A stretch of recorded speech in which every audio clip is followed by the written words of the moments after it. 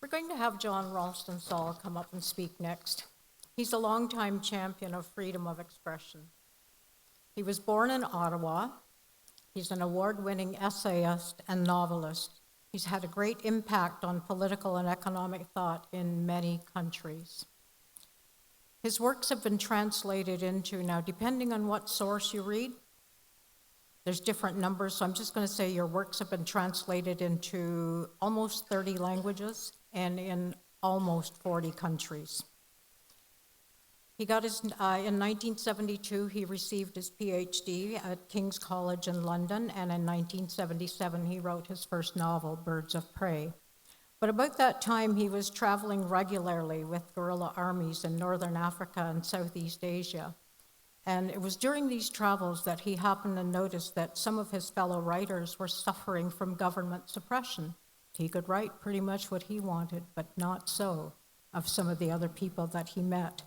And he was so touched by this that he became interested in the work of PEN International. And as a matter of fact, I believe you are still a patron of the Canadian chapter of PEN International. And PEN International upholds the freedom of speech for writers around the world. In 2009, he became elected president of that organization because he believed so passionately in the work that they're doing. One of the things that John likes to do is to draw attention to those on the margins and to some of the issues that keep them on the margins. And I really like what's in your biography, where you say the societal failures that keep us there. It's not our failure.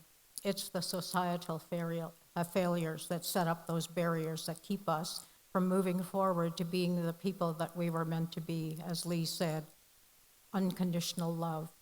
When you don't have that, there are barriers. In 1999, he was invested in as a companion of the Order of Canada. Now, there are different levels for the different awards in the Order of Canada, and a companion to the Order of Canada is recognized for outstanding achievement, dedication to the community, and service to the nation, but it also recognizes national preeminence or international service or achievement. And it was about that time that your wife was made Governor General. You already had a lot of passions and a lot of abilities and a lot of interest, but this opened another door for you to continue to do much more of that. And as a matter of fact, as I understand it, you were one of the first members of a vice-regal couple to actually be out there in patrolling the war zones and interacting with people who were affected by that. You have shared in community feasts in dozens of Northern and Aboriginal communities, and through this, or perhaps even more so, he developed an affection for the North and has taken frequent expeditions out on the land. I have to tell you, he had quite an impressive bio and resume, but I had to shorten it because Michael told me to be brief, so I'm trying to be brief here. His passion for all of this actually helped him to change the residents at Sussex Drive, which at that point didn't have very much in the way of indigenous flowers and plants, and that became part of your project to change that. There's an Ambassador's Court garden, and it has a monument to the geography of the Canadian Shield, and the first woodland garden at Rideau Hall. In 2015, we talked about this at lunchtime, you became nominated to the Order of Ontario, which recognizes any current or former longtime resident of Ontario who has demonstrated a high level of individual excellence and achievement in any field that benefits the people of Ontario or around the world. You've been nominated to the Outney's Readers List of the world's 100 leading thinkers and visionaries and have been declared a prophet by Time magazine. Now, what we don't know is that a lot, but Lee probably knows this, is that John Ralston Saul believes that Canada is influenced and shaped by Aboriginal ideas. Those ideas of equality, balance between what is good for the individual and what is good for the group. It's good for all. Looking at negotiation rather than violence. And I believe that he talks about a lot of this in his most recent book, The Comeback. And I'm going to leave it up to you because you can be far more eloquent about that than I can. But like I said, Michael told me, keep it to a few minutes.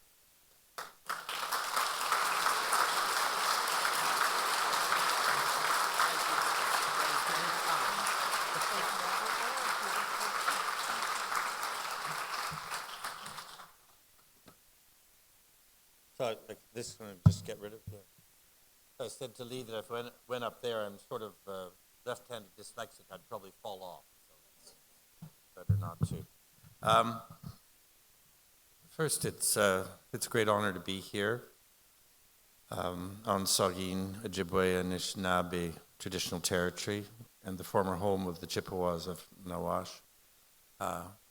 And it's wonderful to be here with Lee. And it's true, I think as soon as we started doing a few things together, we, sort of sister brother. I'll tell you there's something very interesting, which is that you're going to hear something which is, I think, between the two of us, something which is very classical about Canada.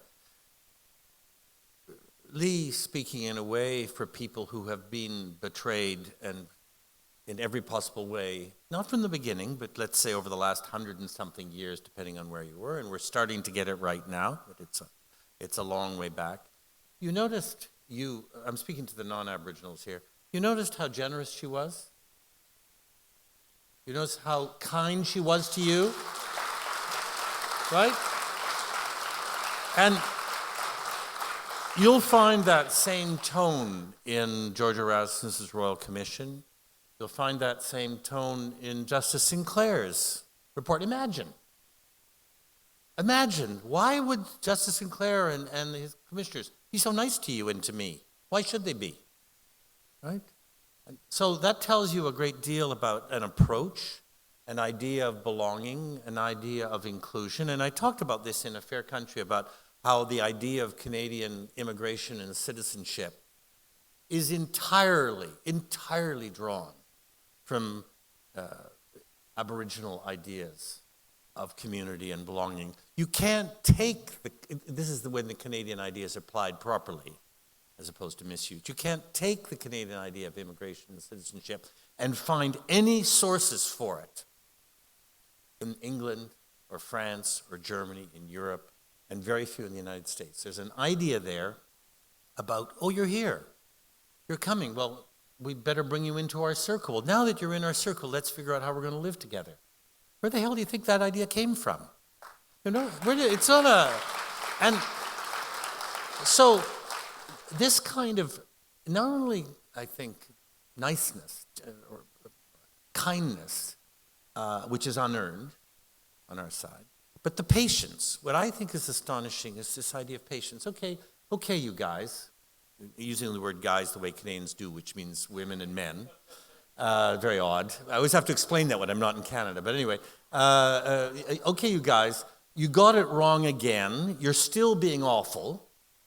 But we're going to give you another 5 years. And this has been going on for quite a while. So I, on the other hand, am not Aboriginal.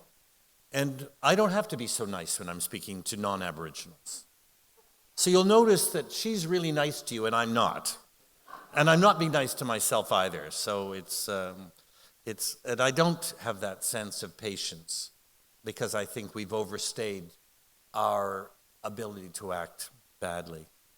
I have read all the way through the short report because I wrote a piece for the Globe and Mail that was in this morning. And I have to read it again because I read it very fast and I have to look at it more carefully. But I just want to say a few things about the report because we're here to talk about where are we going. And I think that Justice Sinclair and the others have done a great job. The first thing that I noticed about it, which I noticed also about the Erasmus report, is how beautifully written it is. You'll forgive me as a writer for noticing, and I think you would say exactly the same thing, Lee. This is so elegant, this document. It's really a written document. This doesn't read like some defensive, bureaucratic, legalistic, excuse me, lawyers, obscure document. Anybody can read it and understand it. There's no hyperbole, there's no exaggeration. He doesn't use any cheap tricks. It's just beautifully, elegantly written, and it's perfect, second point, perfectly clear. The 94 recommendations, it's perfectly clear. There is nothing there that any of us could say we don't really understand. Third, it's extremely reasonable. There's nothing in there that can't be afforded. There's nothing in there that can't be done. It's just stuff that needs to be done. We just have to get on with it. So it's about willpower, nothing else. Fourth, and this comes back to what I said about the difference between the way Leah and I speak to the non-Aboriginals, is that coming out of an incredibly difficult situation in which an enormous amount of suffering and death took place, and in which the results continue on. I mean, like so many people of my generation, I was brought up not knowing any of this. We weren't told any of this at school. It wasn't really discussed, So I'm sure like many of you, I had to start educating myself partway through my life. And I remember very clearly sitting in the Arctic with a very senior, a very, very wise man, and we were just chatting, and then he suddenly said that he'd been at residential school, and then a few minutes later I suddenly realized that, he was weeping because he was trying to explain it to me. And this level of suffering is there, and yet those same people have managed to rebuild the place of Indigenous people in Canada and to take on Canadian governments and bureaucracies and the citizens who, after all, voted in these people and didn't stop them from doing it, have managed to face them down and get us to the point now where we can actually talk about the future. We didn't do that. They did that. And that is an absolutely remarkable accomplishment. And, there's a moment near the beginning of the report when they talk about what is reconciliation, because it all sounds quite easy. And I think Lee was trying to help you understand, how do you do reconciliation? And they laid it out. They said it's about establishing and maintaining a mutually respectful relationship between Aboriginal and non-Aboriginal people in this country. And in order for this to happen, there has to be awareness of the past, the history, the real history, acknowledgement of the harm that has been inflicted, because if we can't recognize it, as you said, if we can't recognize it, we're acting as if we have no brains, we have no understanding. You can't have ethics if you can't understand. Atonement for the causes. We have to know and understand that wrong was done. We have to take that on our shoulders, because up till now it's been carried on the shoulders and in the hearts of Aboriginal people. And then there has to be action to change our behavior and the behavior of this society. So that's a two-step undertaking. That means that there's no point in us saying it's the government. This is a democracy. This is a democracy in which there is a habit which was put in place officially in the 1870s, with the residential school system, with the Indian Act, and we have never had an exorcism of the mythology, the political habits, the way of acting, the behavior. We've never gotten rid of it. We've never taken it out of our system by redoing the education system, redoing the laws, redoing everything. So that means that the citizens have to change their behavior. And if the citizens change their behavior, then we can make our governments and our bureaucracy change their behavior. That's the way it goes. It doesn't start with the government doing it. The government won't do it until we tell them to do it. That's what happens in a democracy.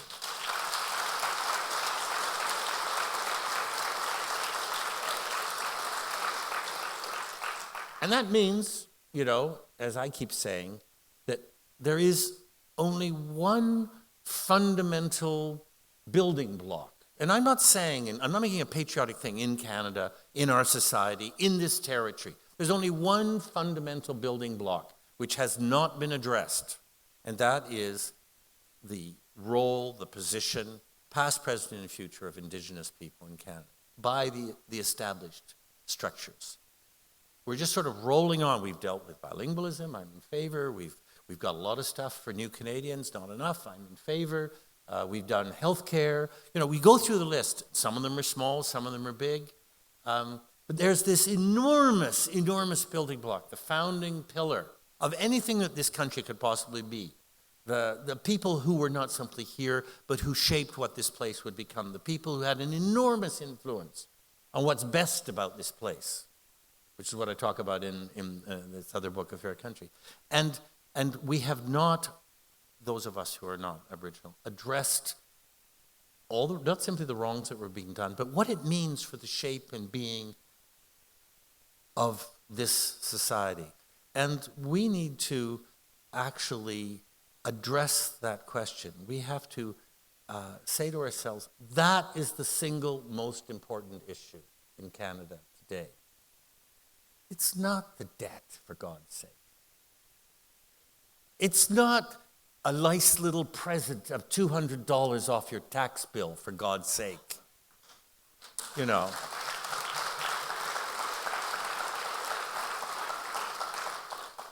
This is the fundamental building block of our society, whatever that means, which has not been addressed. And if we don't address it, this place will not function.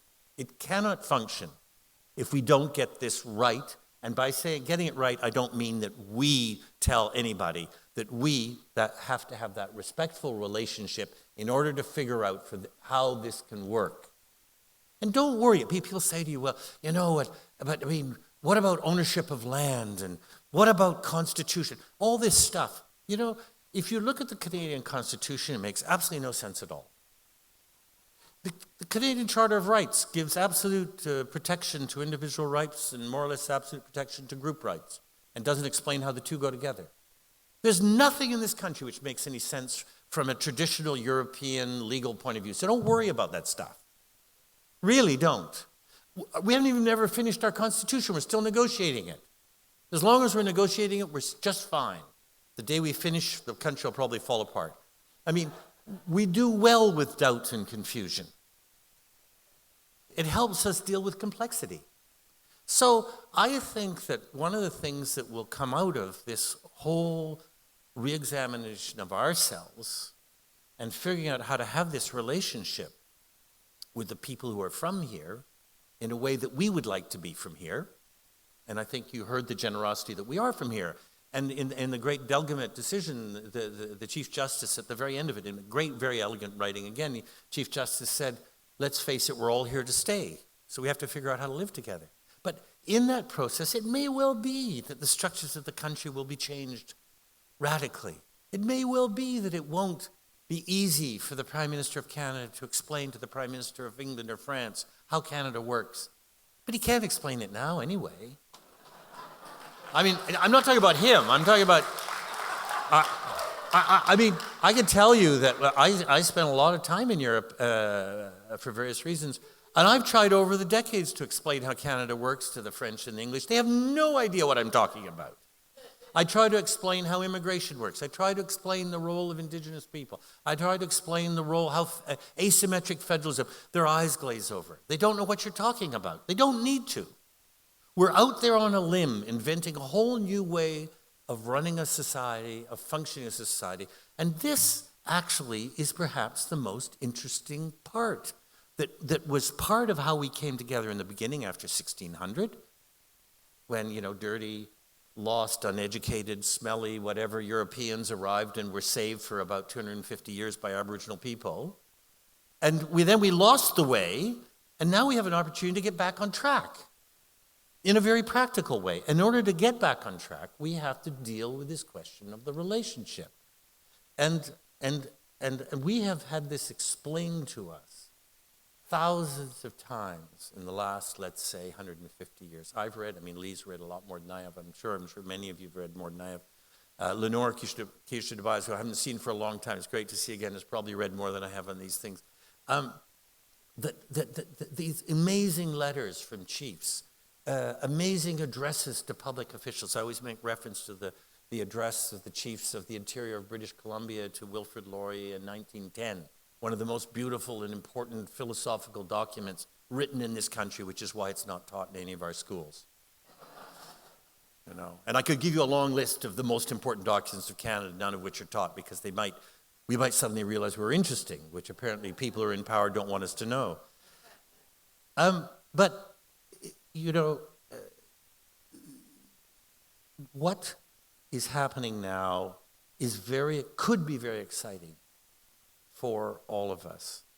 And I do think that compared to when I was brought up, that a reasonable percentage of Canadians have some understanding of what was done. They don't yet quite understand, most Canadians, that it isn't simply about what was done wrong. It's also about this very interesting relationship that predated what was done wrong. It's also about how the country was influenced by Indigenous people. It's also about how even when things were at their very worst, let's say around 1900, when the Indigenous population had plummeted from about 2 million to about 150,000, 175,000, and you know, people like my grandparents or great-grandparents are saying, well, that's done. Now let's make them disappear completely with things like the residential schools and the various laws and so on. That you know, and this is something Canadians really don't understand, that it was precisely at that moment when all was lost by any rational understanding, but precisely at that moment that Aboriginal leaders began organizing what I call the comeback, which is they'd had all this power, they'd been the people responsible for this place. History, fate, injustice, disease, all combined together, and there was this terrible collapse. And then they began building back up from, you could say, I mean, you could date it from anywhere, but historians always like to put a date on it. So around 1900, from the very lowest point, just when they were counted out, you know, they started building back up. And there, in that letter in 1910, there are the chiefs of the interior of British Columbia. I forget, in the third paragraph, they say, we believe, Prime Minister, that you will be able to understand the meaning of the new Indian rights movement. 1910. And all the way through the 20th century, while they were being ignored, they were being banned in law. What do you think they reformed the Indian Act in 1927? 20s.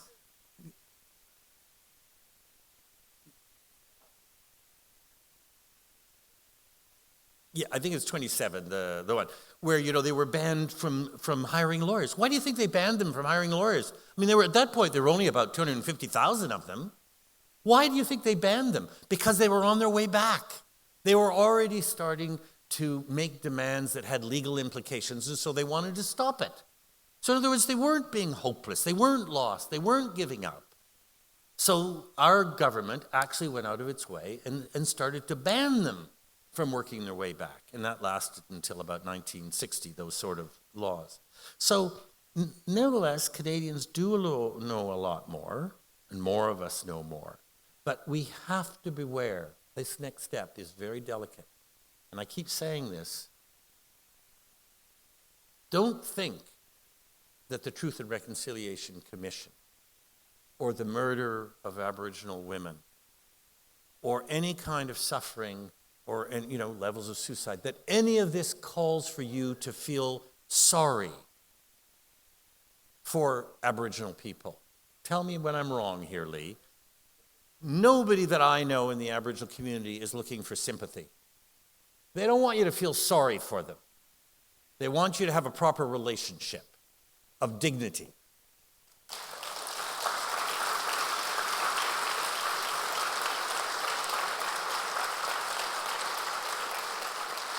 And I take this one step further, that when you feel the temptation to emote sympathy, just think to yourself, this is a really easy way to be a racist. Because that gets you out of doing something. And this is about doing something. This is about the 94 recommendations. This is about all those recommendations in the George Erasmus Royal Commission, which were not carried about. This is about reconciliation means something when there's restitution. It's not, yes, of course we must have feelings. But feelings won't fix this. Action will fix this. Laws will fix this. Money will fix this. Equality will fix this. Fairness will fix this. And then if you want to feel sympathy, good, fine, you've earned it. You can feel it both ways. But don't go off track at this stage. And there's not a hint in Justice Sinclair's report of saying, don't you feel badly for us? That's not what he's saying at all. He's saying, grow up and have an equal relationship with us. It's completely different.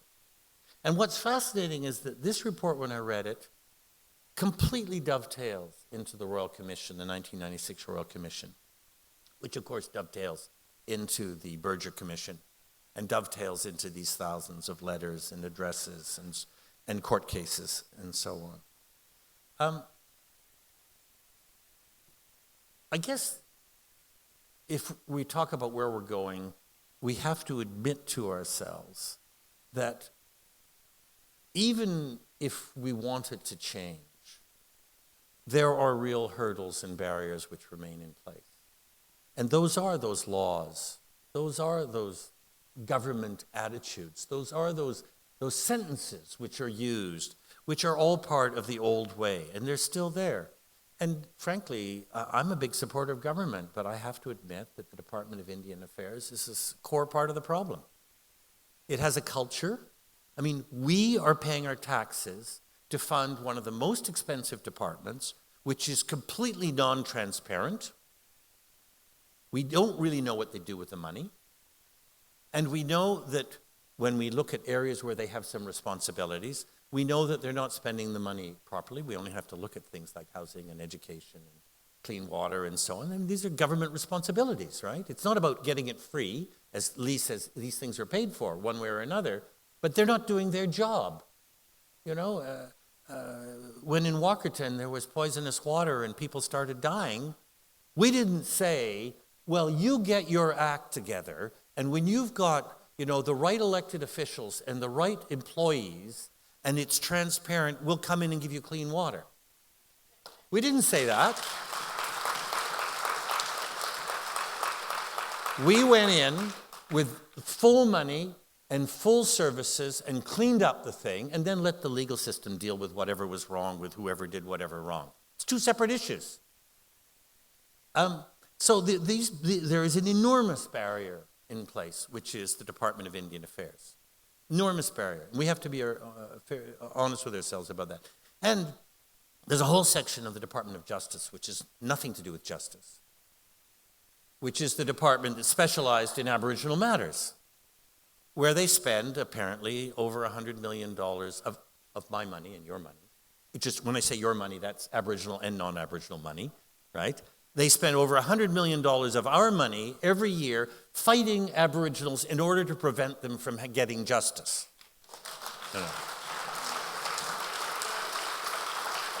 I think that the Department of Indian Affairs is run like a 19th century Victorian poorhouse department. That's exactly the way it's run, and it's unchanged. There are good people in there. There are lots of people, young people go in there and say, I'm going to change it from within. And then either they're destroyed or they sort of crawl out on all fours at a certain point. I've talked to many of them. And they waste money in the most terrible way.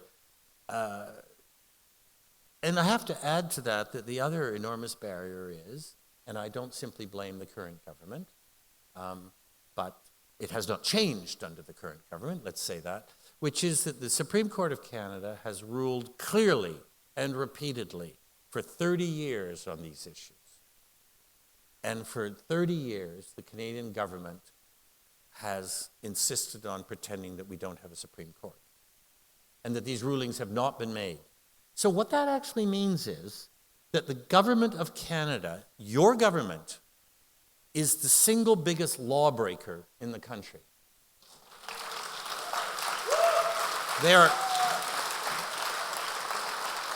And it's really interesting because they've dealt with a whole bunch of issues and the honor of the crown, and then they have to rule again, and then they rule again, And then they rule again. And this last big ruling, the Chilcotin, we have a slight difference of opinion on pronunciation here, but I'm going to say Chilcotin because that's the one you like.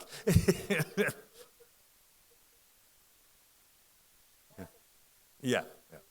But that ruling, which says that there is real ownership, or that it has not been extinguished, that ruling came because the government of Canada had decided to ignore all the implications of previous rulings. Now it's so clear that it can't be ignored. And yet it's still being ignored, which means the government of Canada is breaking the law. So, and I have to say that you'll say, well, this is part of the past, but it's not far in the past, and it has to be rectified. That those, in particular, two big omnibus bills, 45 and 38, which had big impacts on land use on reserves, which is intended to create a checkerboard effect in the reserves so that the reserves can't negotiate in a unified way against mining companies and so on. The removal of a key word on the fisheries law, and the complete changing of protection of rivers and lakes. That these are direct attacks, of course, on the rights of Aboriginal people, but in that process, it's a direct attack on everybody. And it was done through omnibus bills, two omnibus bills which made up 1,000 pages, 1,269 clauses, and changed just a gigantic number of laws. They were called budget laws. It was said, we've always had omnibus bills in Canada. A complete misrepresentation of the truth. We have had omnibus bills which were intended to pull together into a single bill separate laws, proposed laws on the same subject. Reorganization of government, free trade, criminal reform, family law. We have never in our history had bills which are based on the American congressional model of a budget bill which just takes, your hat, your shoes, the roof, and the sewer pipes, and puts it all in the same bill, things that don't have anything to do with each other. And the only reason the Americans have those kind of bills, budget bills, is because they're negotiated in the public place on the floor of Congress. And they're the result of a voting process, a debate and voting process. Whereas what happened in our case was they were simply put together in the civil service under political orders and then pushed through Parliament without any debate. So they're the exact opposite of the American model, and they do not exist in the Canadian tradition. And they're profoundly anti-democratic. And what's fascinating about them is, A, they belong to the Mussolinian model of plebiscite government as opposed to parliamentary government. I mean, I'm sorry, it sounds like a cheap attack, say they're governing like Mussolini. They are governing like Mussolini.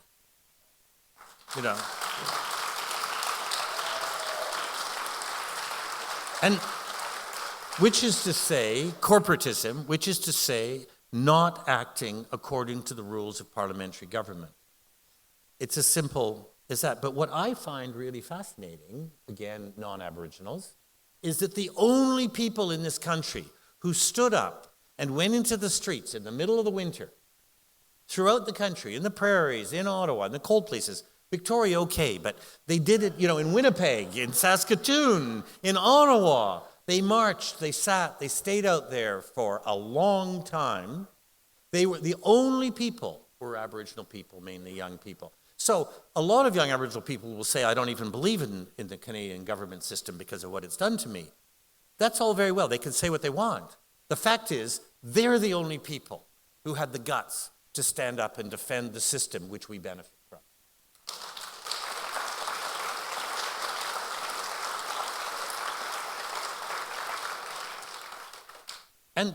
And let me just say a couple of things very fast.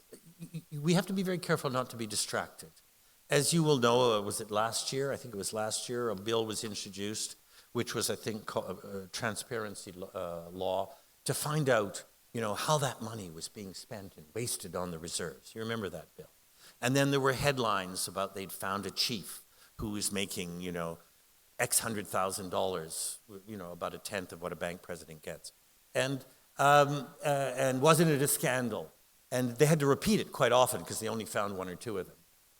And then they did this study, and then all the reserves sent in the papers, and everything was audited, which they were under no obligation to accept, but again, patience and kindness, they did it. And it's all up there, it's all on sites, you can read it. And what they found at the end of the day, which was, as far as I could see, only reported in one newspaper, was that, first of all but 28 of the 582 reserves and chiefs reported, financial statements, remuneration, etc. The median income salary of the chiefs was $60,000, which is, say, less than a mayor of a small town, right? Less than a school teacher, less than just about anybody in a professional position, and that there were indeed 5 out of 582, 5 who were paid over $200,000, and there were 34 paid under $10,000, and there were 8 who were volunteers. So, was there a problem? No. Were you distracted? Yes. Did you fall for the trick? Yes. Most of you, you know. You, the 34 million Canadians, we fell for the trick and thought there must be something wrong. Where there's smoke, there's fire, that sort of stuff. Are there problems on reserves with governance? Are there problems with the management of London, Ontario, and Montreal?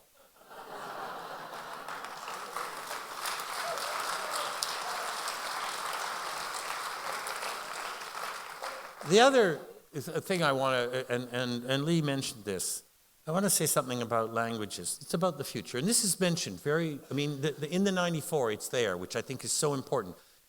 This you say, well, this is a report of a Royal Commission on what happened in those residential schools. But you have to say to yourself, the purpose of the residential schools was to destroy Aboriginal culture.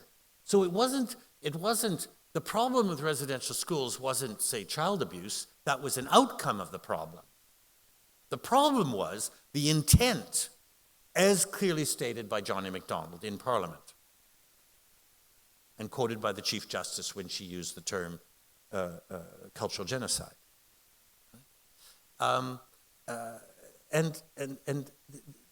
So the 94 recommendations deal with the reality of the broadness of the attack, the precision of the attack, the broadness of the attack.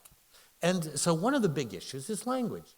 We know, in a sense we shouldn't take it too personally, because the European model of the nation state, the Westphalian model of the nation state, was always about destroying all minority languages.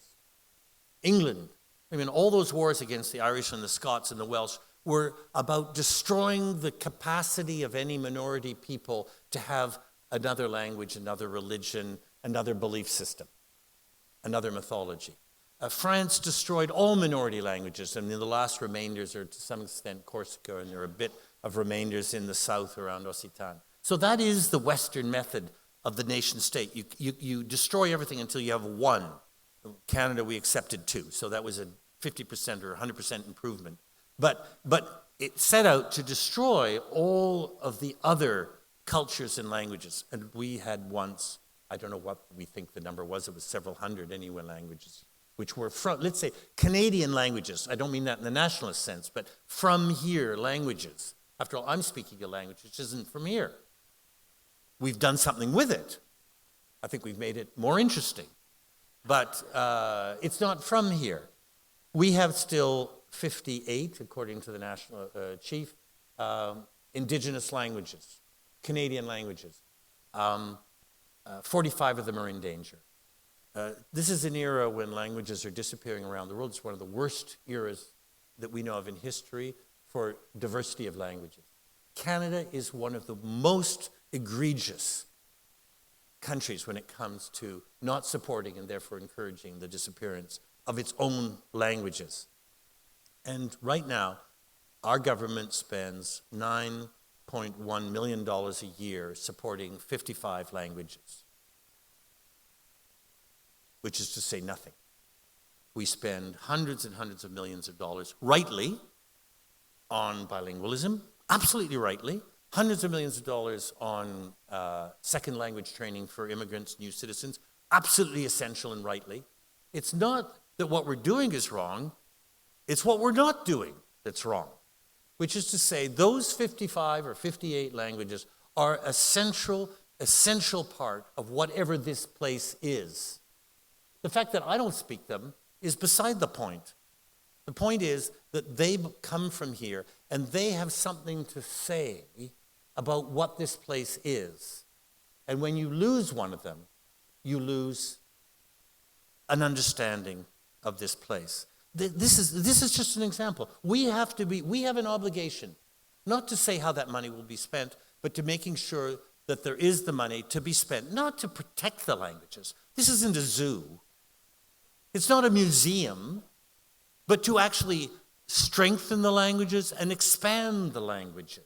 We've proved that we can do that with French in very isolated places. We're very good at this. So there's no reason why, through a respectful relationship, we can't make sure that we are helpful as opposed to harmful. Anyway, in spite of what I've just said, things are going much, much better. The courts continue to rule in the right way. The Manitoba Métis question, the Chilcotin decision. Very recently, there was a provincial ruling in which the Haida yet again defeated the federal government, and the federal government will not be allowed to declare open the herring fishery around Haida Gwaii this year. I mean, it's fantastic.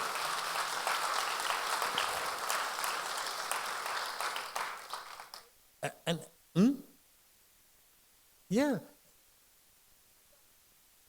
And so, but there's these barriers that you win and then they don't cooperate. You win, they won't turn over the documents. And so there's this barrier, and we are the barrier because we don't tell our governments that we'll throw them out if they don't do something. And finally, I just want to say there's a really interesting thing which we haven't thought about enough. Those of us who say, and my family started coming here in the 18th century, and then we married immigrants, et cetera, like a lot of immigrants to the country, settlers. But there's still this question, how will new Canadians, immigrants today, take all of this? Are they interested? Do they want to know about this? Will they buy into taxes being spent on this? That kind of political argument. And I'm co-chair with my wife of something called the Institute for Canadian Citizenship. I spend a lot of time with immigrants and new Canadians. They're not the problem. They're very interested in this issue.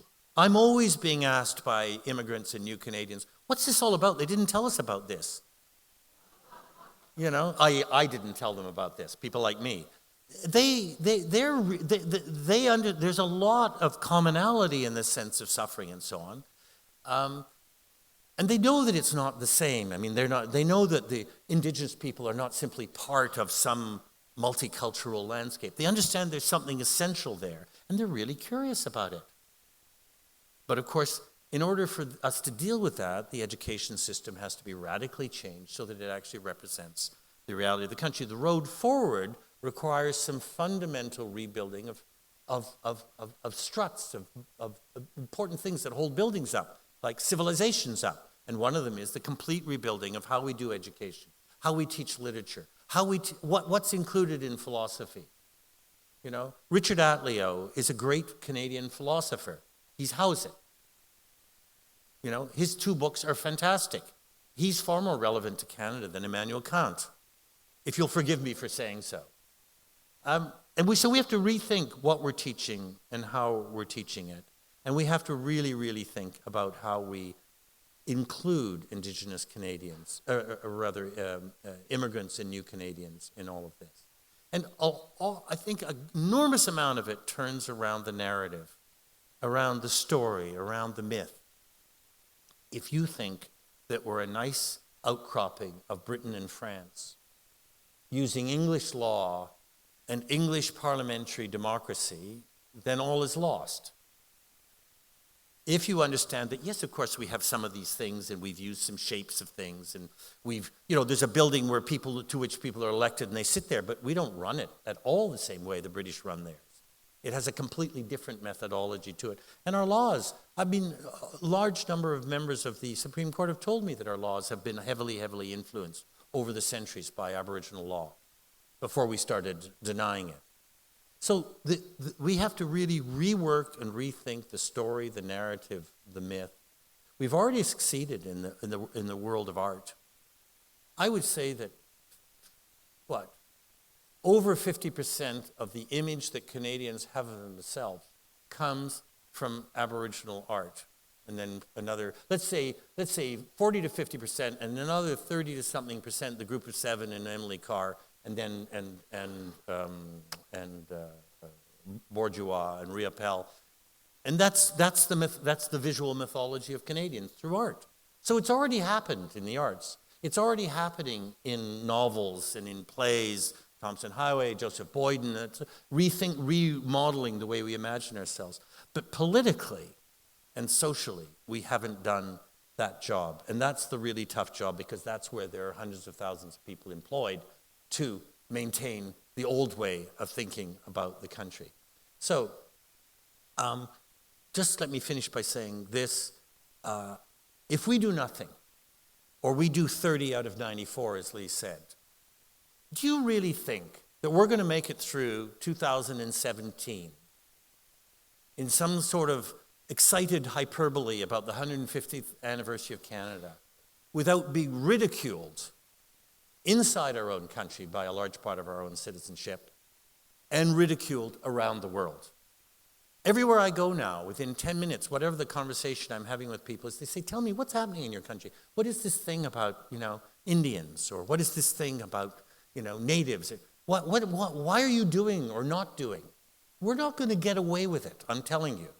We will look like fools. And indeed, in the Truth and Reconciliation Commission report, they say very early on, at stake is Canada's place as a prosperous, just, and inclusive democracy in the world. That is what's at stake. Not only our reputation, which would be cynical, but our dignity, our sense of ourselves, our ability to look at ourselves in the mirror, all of that is at stake. If we don't get this right, we will not be able to look at ourselves in the mirror, because now we know. We can no longer deny or say, oh, I didn't know. We know. So not to act is a form of suicide, of cultural, civilizational suicide. This is the single greatest unresolved issue in our society. It is a matter of rights. It's a matter of justice. It's a matter of rethinking how power and structure work. It's a matter of moving money and power massively into other places. It's a matter of fair spending on education, of language rights, of the honor of the crown, of believing in the public good. And if we fail, all of us will be harmed. It's the cause of this generation, and history will judge us. Make this the primary issue of your life. Thank you very much.